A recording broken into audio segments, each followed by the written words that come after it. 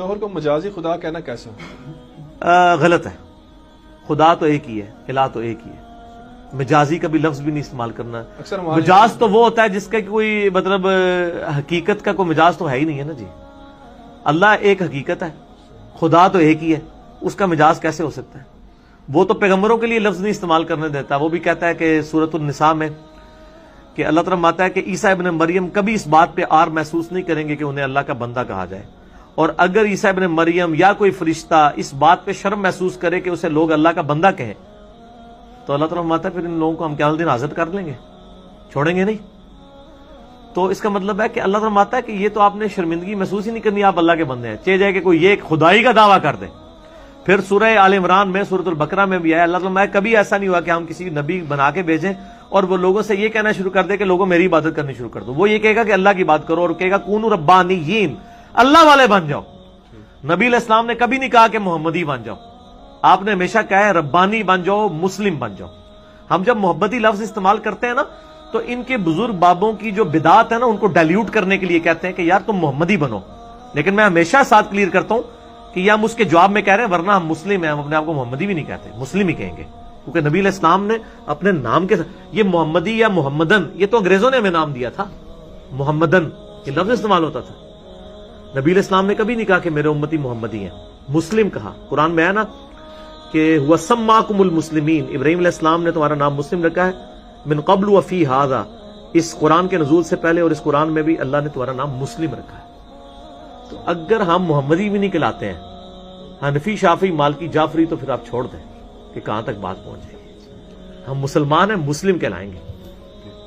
لیکن یہ جو مجازی خدا والا ہے ہمارے یہاں کہ یہ شوہر تمہارا مجازی خدا ہے، یہ کلمہ کفر تو نہیں ہوگا؟ کلمہ کفر ہے. کلمہ کفر ہے. کیوں نہیں کلمہ کفر ہے؟ خدا کا تو کوئی مجاز ہے ہی نہیں ہے نا سر.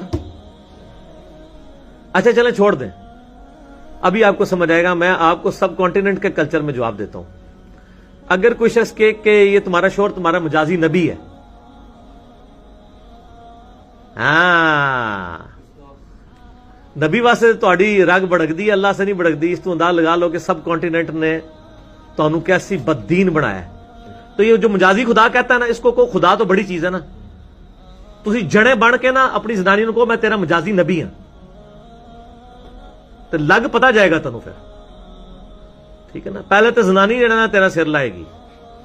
ٹھیک ہے، لیکن آپ دیکھ لیں کہ کیا انہوں نے غلط دین آپ کو سکھایا کہ مجازی خدا تو عام مشہور ہے، مجازی نبی کوئی لفظ نہیں استعمال کر سکتا. میں آپ کو بتا رہا ہوں کہ انڈیا، پاکستان، بنگلہ دیش میں علماء نے، فرقوں کے بزرگوں نے دین کا وہ حلیہ بگاڑا ہے کہ انہوں نے شرک کی کوئی قسم نہیں جانے دی ہے. ہر جگہ شرک داخل کیا ہے، اور ہمیشہ شرک داخل نبیوں کے ذریعے کروایا جاتا ہے. عیسائیوں نے شرک حضرت عیسیٰ کے نام کے اوپر کھڑا کیا ہے. کسی عام آدمی کے نام پہ تو ہو ہی نہیں سکتا، اس کی اوقات کیا ہے؟ نبی تو ایک عزت والا ہوتا ہے. یہاں پہ بھی مسلمانوں میں جو اس قسم کے غیر محسوس شرک آئے ہیں وہ نبی علیہ السلام کی ذات کو سینٹرڈ کر کے. خدا کا پکڑا چھڑائے محمد، محمد کا پکڑا چھڑا نہیں سکتا. حالانکہ قرآن پاک میں کیا آیت آئی ہے، اے نبی علیہ السلام جس کو ہم پکڑ لیں کیا تم اسے اللہ کے عذاب سے چھڑا سکتے ہو؟ قرآن تو یہ کہہ رہا ہے. ٹھیک ہو گیا. تو یہ پورے کا پورا انہوں نے حلیہ بگاڑ دیا ہے، اور اس کو عشق رسول کا نام دیتے ہیں. عشق اللہ سنا ہے آج تک کدے لفظ؟ کیوں؟ اللہ نال نہیں عشق ہو سکتا. دیکھ لیں آپ، عشق رسول لفظ استعمال ہوتا ہے، عشق اللہ نہیں لفظ استعمال ہوتا. کیوں نہیں ہوتا؟ یہ ساری کی ساری جذباتیت انسان کے اندر جو ہے نا، شخصیت کے ساتھ جو اٹیچمنٹ ہے نا، یہ موجود ہے، اور اس چیز کو شیطان پھر اویل کرتا ہے. اور انہی چیزوں کو نبی علیہ السلام نے بار بار کنڈیم کیا ہے. دیکھیں میں اگر کنڈیم کروں نا اپنی طرف سے تو آپ کو کوئی ڈاؤٹ ہو سکتا ہے.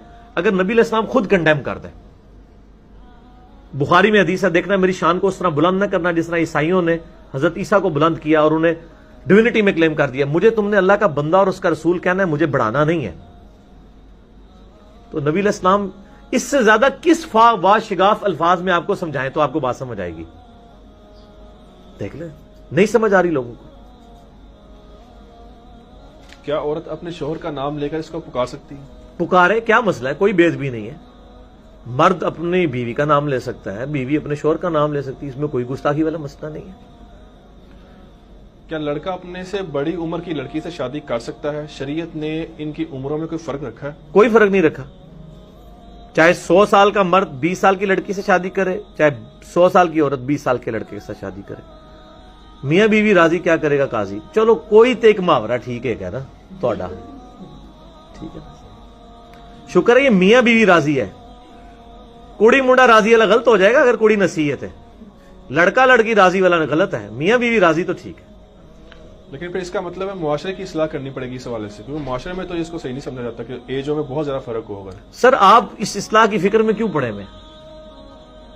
سر آپ بھی تو کون سا ایسا بوڑھا ہے جس کی, نہیں سر یہ پبلک مسئلہ نہیں, کون سا ایسا بوڑھا ہے جس کے حقوق کے لیے آپ آواز اٹھانا چاہ رہے ہیں؟ ٹھیک ہے, یہ پریفریبل قطعاً نہیں ہے. ہم آواز اس کے لیے اٹھائیں گے جو پریفریبل ہوگا. اسلام اس کو پسند نہیں کرتا. بخاری مسلم میں حدیث ہے, جابر بن عبداللہ نے ایک بیوہ عورت کے ساتھ شادی کی. آپ صلی اللہ علیہ وسلم ان کے جسم پہ نشان دیکھے نا وہ خوشبو وغیرہ کے, آپ فرمایا, کہا یا رسول اللہ شادی ہوئی ہے؟ فرمایا کس سے کی؟ کہا رسول اللہ بیوہ سے. آپ فرمایا کسی کنواری لڑکی سے شادی کرنی تھی تمہیں. اور کہا یا رسول اللہ میرے چھوٹے چھوٹے بہن بھائی ہیں تو مجھے ایک سینئر خاتون چاہیے تھی اس لیے کیا. لیکن آپ فرمایا کہ تو کنواری لڑکی کے ساتھ شادی کرتا وہ بہتر ہوتی, وہ تجھ سے کھیلتی تو اس کے ساتھ کھیلتا. یعنی پریفریبل یہی چیز ہے. ٹھیک ہو گیا, پسندیدہ نہیں ہے کہ اس طریقے سے ہی کیا جائے. کیا لڑکی والوں کی طرف سے باراتیوں کو کھانا کھلانا جائز ہے؟ تو یہ سارے سوشل ایشو ہیں جی. شادی کے اوپر جتنے کوسچنز ہیں میں ایک کیٹیگوریکلی بات کروں گا.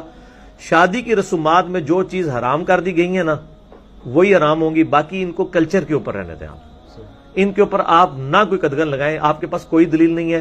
ڈاکٹر سرار صاحب کے بھی جو کلپ چڑھے ہوئے ہیں وہ بھی کوئی حدیث نہیں پیش کرتے, واقعات بیان کر دیتے ہیں کہ جی یہ ہو گیا وہ ہو گیا. بس ان کو کلچرل رہنے دیں. اور جیز لعنت ہے, واقعی جیز اس معنوں میں تو لعنت ہے کہ اگر اس کی بنیاد کے اوپر آپ کسی کو مجبور کر رہے ہیں.